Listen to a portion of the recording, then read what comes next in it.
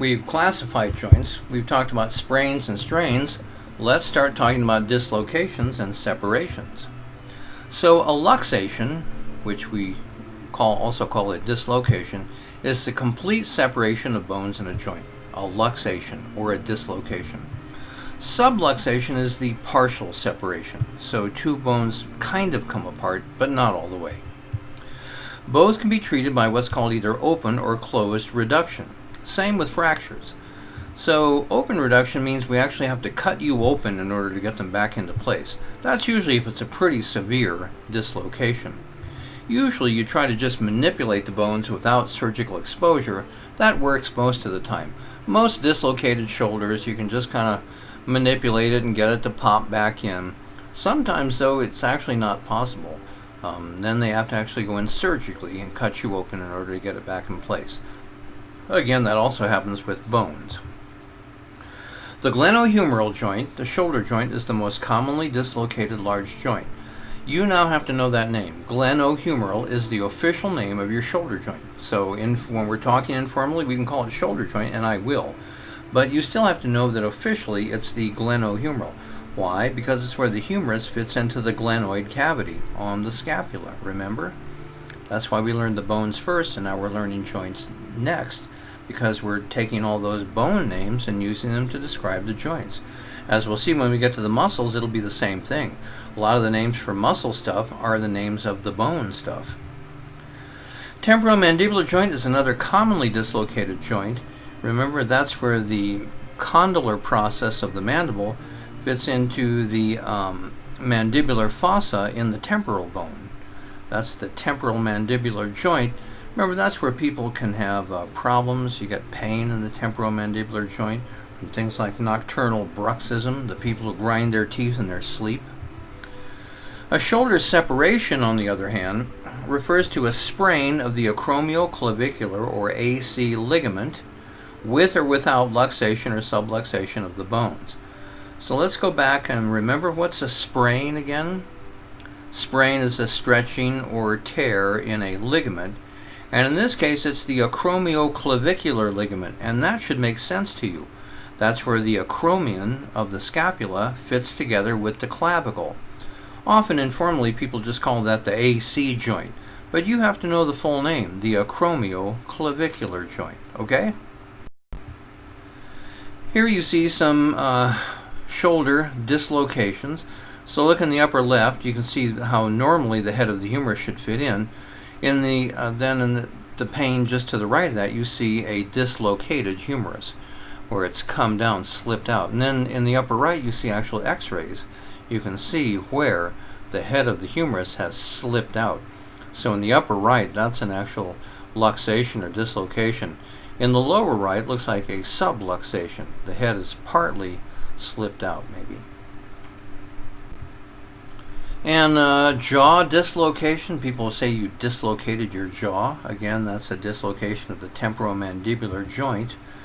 And you can see there should be a little animation here. Yeah, there we go. Yeah, ooh, dang. So look, you can see normally that condylar process of the mandible fits up into the mandibular fossa on the temporal bone, but it can slip out of there. It's kind of funny when people, well, it's funny to me anyway, probably not to them. When people often, when they dislocate the TMJ, you can't move your jaw. So talking is like, you know, you're trying to call for help and you're like, hello, hello, hello. I was asking my class if anybody's had this, and a few people have. One semester, this one girl in the morning class said that she had her TMJ dislocated. And it was when she was when she was a little kid, playing with her brother, just horsing around in the yard. And they were running and jumping and tackling each other and stuff like that. And his knee came up and hit her jaw and popped it out. And she said she actually had to go to the doctor to get him to pop it back in again. And then in my afternoon class the same day, a girl said that she had dislocated hers. And she said that somebody had swung a baseball bat, it had slipped out of their hands, and the baseball bat hit her in the jaw and dislocated it. And I said, was it your brother who was swinging the bat? She said, how did you know? I said, I just I'm just good at things like that. In her case, the coach who was there just popped it back in. I guess some kind of co-ed softball or whatever, but he was able to pop it back in. But it can be painful. Here we see shoulder separations, the AC joint, the acromioclavicular. So in the lower right, you can see how that's sticking out. That's what's going on. So look in the lower left. All right, see. I want you to tell me, is that a strain or a sprain? And is it a grade 1, a grade 2, or a grade 3? Pause the video and come back. Yeah, so that is a grade 3 sprain, because those are ligaments, all right? Those aren't attached to muscles. Those are attaching bone to bone, so they're ligaments. They're completely torn through, so that is a grade 3 sprain. That might heal without surgery, but surgery might be better for that. I don't know. In this case, it's not a highly movable joint, so rest might actually do it in this case. The intervertebral discs, let's take a look here. It's a fibrocartilaginous pad, a symphysis in between the vertebrate bodies. Okay, so we've mentioned this before. You can see the intervertebral discs. The annulus fibrosus is that tough outer layer. Remember, annulus means ring. Fibrosis is fibrous connective tissue, so it's a tough ring of fibrous connective tissue. And then inside, remember I said it was kind of like a Tootsie Roll Pop? There was the hard outside and then the soft, chewy center. So the nucleus pulposus is a gelatinous inner core that absorbs the shocks. So what can happen here is you can get a slipped disc, which is a bulge in the annulus fibrosus that invades the vertebral canal. So look in the upper right, you see a slipped disc. This may be where, for some reason, the injury has caused that nucleus pulposus to bulge outward. That's a slipped disc. That can put pressure on nerves and cause some pain. And then a herniated disc is where you actually tear the annulus fibrosus. Nucleus pulposus starts to leak out, putting a lot of pressure on the spinal nerves. So in the lower left, you see where it's really leaked out. This often happens down in the lower lumbar and initial sacral vertebrae, because that's where people lift things improperly. That's where you bend at the waist. So sometimes people are trying to pick up something heavy, they bend at the waist, they put a lot of pressure, and that's what can cause the herniated disc. And in turn, that, as you can see how it's putting pressure on a spinal nerve coming out of the spine. Well, one of the largest nerves in the human body, comes out down in that region. It's called the sciatic nerve. And so when this happens, you get pressure on the sciatic nerve that creates what's called sciatica, which can be extraordinarily painful. People with sciatica have to use a cane or sometimes even be in a wheelchair. The pain is so intense. They can try to fix that with back surgery, but that's often kind of risky. Sometimes people after back surgery end up worse than they started. Best thing usually is to lose some weight and start some physical therapy, strengthen up some of the muscles of your abdomen, and you can actually take a lot of pressure off of your back in that way. Sciatica is the name for that, when you put pressure on the sciatic nerve. So, talking briefly about joint repair, here's the acetabulofemoral joint. That's the official name of your hip joint, and now you have to know it. It's where the head of the femur fits into the acetabulum of os coxa.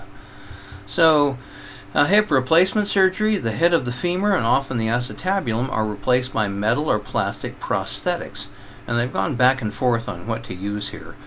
You'll see like ads from all the slimy lawyers on TV trying to get you to file a claim for your botched hip surgery.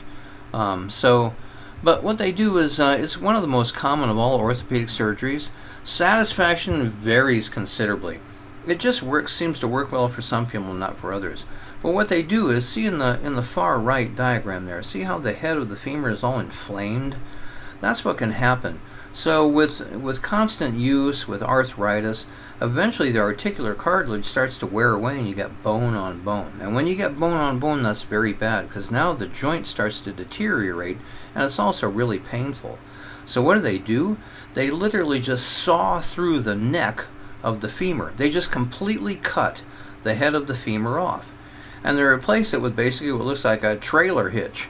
All right, and then they will often line the acetabulum with metal or ceramic or plastic or whatever, and now you've got a new hip joint. You've got basically an artificial trailer hitch going into the other side. You can pull that trailer on your hitch. All right, the trailer is like your body, the hitch is kind of like your leg. If you look on the left, you can see the shaft of the replacement goes all the way down inside the femur. And if you Google it, this is really cool. You can see pictures of them doing the videos of them doing the actual operation. Oh my God, the surgeon's got like a big mallet. It takes like two people. One of them is like holding, putting resistance against the person's body, and the other surgeon's got the big mallet, and he's just pounding that thing down into the femur, just hammer it all the way down in there. Then you can see they screw the metal part or plastic or whatever into the acetabulum. They screw that into your os coxa, and now you've got a new hip joint. A girl in my class a few years back, her dad had his hip replaced, and sometimes they have to redo them, like after 10 years or something. So when he got his redone, they took the old one out, and he kept it, and she brought it into class in like a plastic bag. And you could see there was still like part of his bone and his tissue and stuff attached to it. It was awesome. I asked her if I could keep it, and she said no. But that was okay. It was cool to see. We passed it around. Everybody got to look. It was awesome. So synovial joints, there are different types or categories of synovial joints, and let's look at what they are. First is the ball and socket. Why is it called a ball and a socket? Because there's a ball that fits into a socket. Yeah. What's big and red and eats rocks? A big red rock eater. When is a labradoodle most likely to go out of the house? When the door is open. So you can see there's the head fitting into the socket. So, some of the camera tripod mounts and stuff have that. Some lamps have those kinds of joints. It's a ball fitting into a socket. Easy enough. Hinge joints are hinges, just like on a door, all right? They have just an opening, closing type of movement. They don't have nearly the range of motion of a ball and socket. It's basically just motion in one axis, opening and closing, okay? And then a pivot joint. This is where a bone rotates on its longitudinal axis, okay? So, like the chairs, those rotating chairs people sit on, a lot of office chairs, you can spin around. That's a pivot joint. A propeller on an airplane or like on a helicopter, that's a pivot joint, okay? Because all they do is spin along the longitudinal axis. Okay? We'll talk more in the next annotated PowerPoint.